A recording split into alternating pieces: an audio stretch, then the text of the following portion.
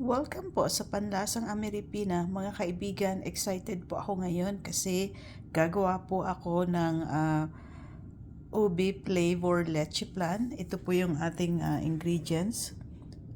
Condensed milk na ubi makapuno yung flavor niya. Ito po yung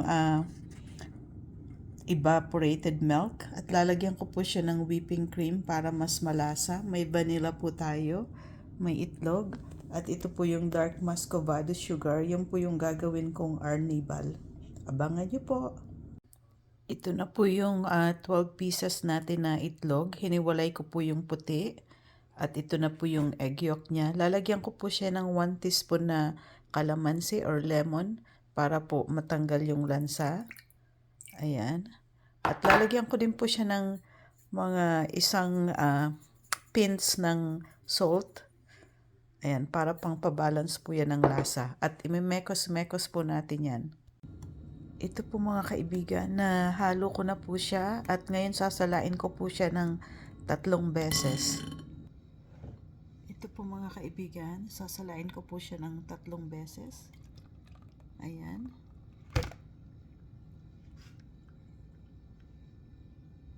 Ngayon naman po gagawa tayo ng arnibal. 1/3 cup na muscovado sugar. Lalagyan po natin yan ng 1 tablespoon na tubig. Ayan. At gagawin po natin yung arnibal at ilalagay po natin sa ating ubi leche flan. Ito na po ang ating leche flan. Ibibake ko po siya ng 45 minutes. Ito po, nilagyan ko po ng tubig yung pan niya. Ayan, may tubig po siya. At tinakpan ko po siya ng foil. At ito po, pagkatapos ng 45 minutes, ito na po ang ating ubi leche flan. Ito po mga kaibigan yung ating ubi leche flan. Titikman na po natin siya. Ayan, kain po tayo. Tingnan nyo po yung texture niya. Ayan.